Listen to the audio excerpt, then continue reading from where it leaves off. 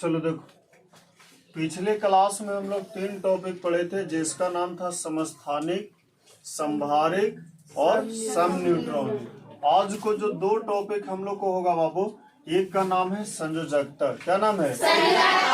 और दूसरा का नाम है आयन। क्या नाम है? देखो, संयोजकता के बारे में जब हम लोग आते हैं तो संयोजकता को निकालने से पहले जो है इलेक्ट्रॉनिक विन्यास आना चाहिए, क्योंकि संयोजकता जो निर्भर करता है बाबू, वो जो बाहरी सेल में जो बाहरी सेल में जो इलेक्ट्रॉन की संख्या होता है उसी पर निर्भर करता है। तो इसीलिए आज हम लोग देखेंगे कि संयोजकता क्या है, संयोजकता को निकालते कैसे हैं, और आयन क्या है, कि इसको हम लोग कौन सा आयन बोलते हैं। ये आज हम लोग को टॉपिक रहेगा।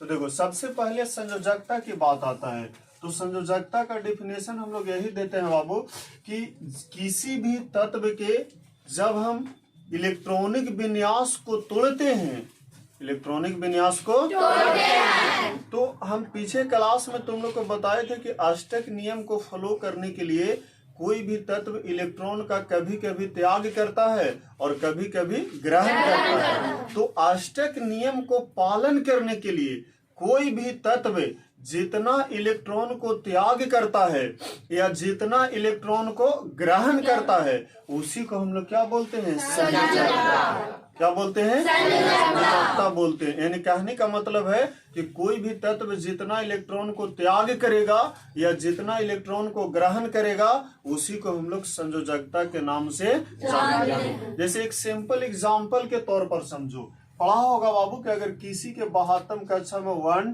2, 3 इलेक्ट्रॉन होता है तो ये हमेशा इलेक्ट्रॉन का क्या करता है? त्याग करता है। क्या करता है? किस नियम को फॉलो करने के लिए? अष्टक नियम को फॉलो करने के लिए।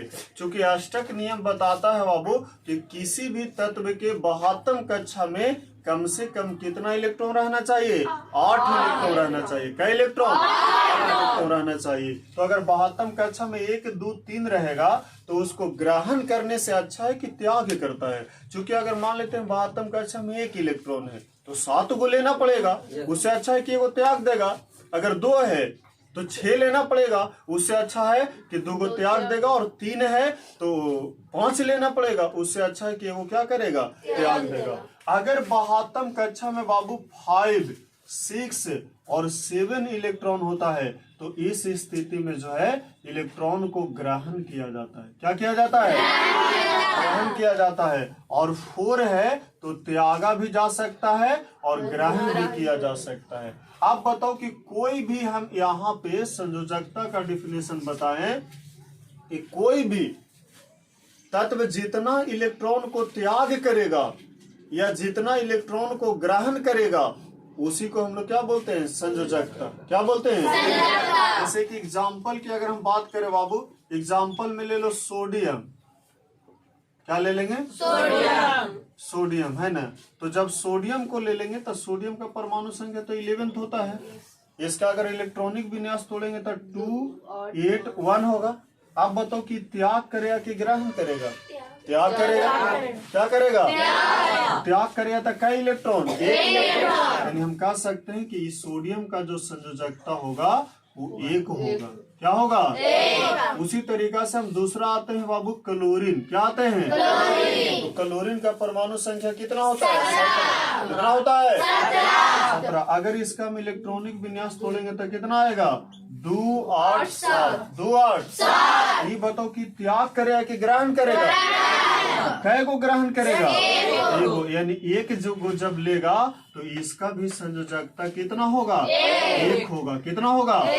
न कि जब 72 कक्षा में उसको संयोजकता नहीं, जितना इलेक्ट्रॉन को त्याग करता है या जितना इलेक्ट्रॉन को ग्रहण करता है उसी को हम लोग संयोजकता कहते हैं। क्या कहते हैं? संयोजकता कहते हैं। समझ में आ गया? इसी तरीका से और अगर हम बात करें बाबू मैग्नीशियम, किसकी बात करें? परमाणु संख्या, परमाणु संख्या, इलेक्ट्रॉनिक विन्यास 2, 8, 2, 2, 8 8 कि त्याग करेगा कि ग्रहण करेगा? कै गो त्याग करेगा? तो इसका संयोजकता कितना हो गया? 2 हो गया। तो इस तरह से हम लोग डिफिनेशन देते हैं बाबू कि संयोजकता के मतलब होता है कि कोई भी तत्व जितना इलेक्ट्रॉन को त्याग करता है या जितना इलेक्ट्रॉन को ग्रहण करता है उसी को हम लोग क्या बोलते हैं? संयोजकता बोलते हैं। अब एक चीज यहाँ से बेसिक चीज निकलेगा बाबू, कोई भी तत्व चाहे दुनिया के कोई भी तत्व हो, टोटल तत्व की संख्या कै गो है? 12 गो। कै गो रे?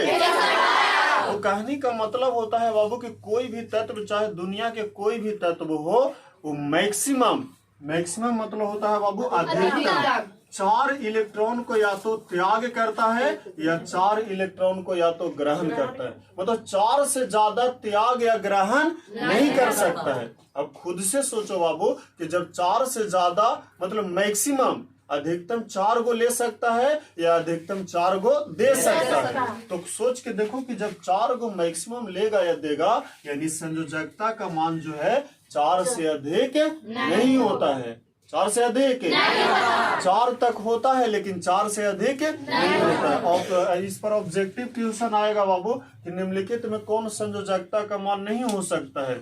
ऑप्शन ए में रहेगा 1, बी में रहेगा 3 और सी में रहेगा 4 और डी में रहेगा 6। तो कौन नहीं होगा? 6 नहीं होगा, क्योंकि संयोजकता का मान 4 से अधिक नहीं होता है, 4 तक ही होता है। यहाँ तक समझ में आ गया? तो ये हम लोग किसके बारे में पढ़े? संयोजकता के बारे में। किसके बारे में? तो अब संयोजकता निकल जाएगा ना। चलो अब हम लोग दूसरा जो टॉपिक है बाबू वो है आयन। क्या है? आयन है। आयन जो है, जैसे देखो आयन किसको बोलेंगे, पढ़ा भी होगा कि आयन जो है 2 प्रकार को होता है, एक धन आयन और दूसरा ऋण आयन। धन आयन और पॉजिटिव आयन और नेगेटिव आयन। पॉजिटिव आयन और अब जैसे देखो धन आयन कब समझेंगे कि धन आयन कब होगा या ऋण आयन कब होगा। कल हम बताए थे तुम लोग को कि चूंकि इलेक्ट्रॉन पर रहता है बाबू नेगेटिव चार्ज और प्रोटॉन पर रहता है कौन चार्ज, और किसी भी परमाणु के अंदर में ये दोनों आपस में बराबर होता है। दोनों आपस में क्या होता है?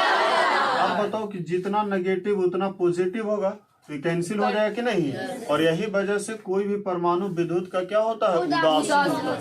क्या होता है? उदासीन होता है। क्लियर?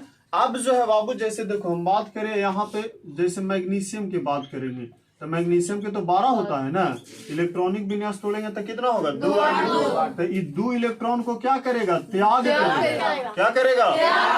तो जो भी त्याग करता है बाबू, जो भी तत्व अगर इलेक्ट्रॉन को त्याग करता है उस पर पॉजिटिव आयन होता है। कौन आयन? पॉजिटिव आयन होता है। और जो भी तत्व इलेक्ट्रॉन को क्या करता है? ग्रहण करता है। क्या करता है? ग्रहण करता है, उस पर नेगेटिव आयन होता है। कौन आयन? आप बताओ कि हम पूछे कि बताओ मैग्नीशियम पर पॉजिटिव आयन कि नेगेटिव आयन? Positive ion. त्याग करेगा ना। यहाँ पर लिखा हुआ है कि अगर 72 कक्षा में 1, 2, 3 इलेक्ट्रॉन है तो हमेशा क्या करेगा? अगर 5, 6, 7 है तो हमेशा क्या करेगा? इसका 2 है ना जी। तो क्या करेगा? त्याग करेगा। और जब त्याग करेगा तो कौन आयन? Positive ion. कौन आयन? Positive ion. समझ में आ गया? इसी तरीका से अभी हम बात कर ले और इसको दर्शाया जाता है इसे। एक पर कितना पॉजिटिव होगा? 2 पॉजिटिव। 2 को न त्याग करेगा तो 2 पॉजिटिव। तो इसको लिखने का तरीका या तो हम ऐसे लिख देंगे और नहीं तो फिर इसी का एक और तरीका है कि हम इसको डायरेक्ट ऐसे लिखेंगे 2 पॉजिटिव। तो इसका मतलब है बाबू कि मैग्नीशियम जो है 2 इलेक्ट्रॉन को क्या कर दिया है? त्याग दिया। और एक चीज बेसिक अंतर ये समझना तुम लोग कि अगर हम ऐसे लिखते हैं और एक अगर हम ऐसे लिखते हैं तो जैसा ही प्लस या माइनस का साइन चढ़ जाता है तो उसको हम लोग आयन पढ़ते हैं। क्या पढ़ते हैं? और पहले नहीं चढ़ता है प्लस या माइनस का साइन तो उसको हम लोग परमाणु पढ़ते हैं। क्या पढ़ते हैं? तो इसको पढ़ेंगे मैग्नीशियम परमाणु। क्या पढ़ेंगे? और इसको पढ़ेंगे मैग्नीशियम आयन। क्या पढ़ेंगे? समझ में आ गया? उसी तरीका से दूसरा एग्जांपल हम क्लोरीन के लिए लेते हैं तो परमाणु संख्या कितना होता है? इलेक्ट्रॉनिक विन्यास क्या होगा? 2, 8, 7। 2, 8। बताओ त्याग करेगा कि ग्रहण करेगा? ग्रहण करेगा। कै गो ग्रहण करेगा? तो जब ग्रहण कर रहा है तो कौन आयन? Negative ion. कौन आयन? नेगेटिव आयन यानी ऋण आयन। कौन आयन? ऋण आयन। और कितना ऋण आयन? आयन। इसीलिए इसको हम लोग ऐसे डिनोट करेंगे। क्या समझा? तो अगर ऐसे लिखेंगे तो इसको बोलेंगे क्लोरीन परमाणु। क्या पढ़ेंगे? क्लोरीन परमाणु। और इसको पढ़ेंगे क्लोरीन आयन। क्या पढ़ेंगे? Chlorine ion. तो ये समझ में आ गया कि कोई भी तत्व जो है धन आयन कब होगा और ऋण आयन कब होगा। जब इलेक्ट्रॉन को त्याग करेगा तो धन आयन, और जब इलेक्ट्रॉन को ग्रहण करता है तो कौन आयन? समझ में आ गया सभी को? अब पता चल जाएगा ना कि कौन कौन आयन है, और उसके बाद निकल जाएगा ना संयोजकता। चलो, तो ये आज के क्लास में हम लोग को दो टॉपिक था बाबू, जिसका नाम था संयोजकता और दूसरा के नाम था आयन। क्या नाम था? समझ में आ गया सभी को? चलो बस आज इतना ही।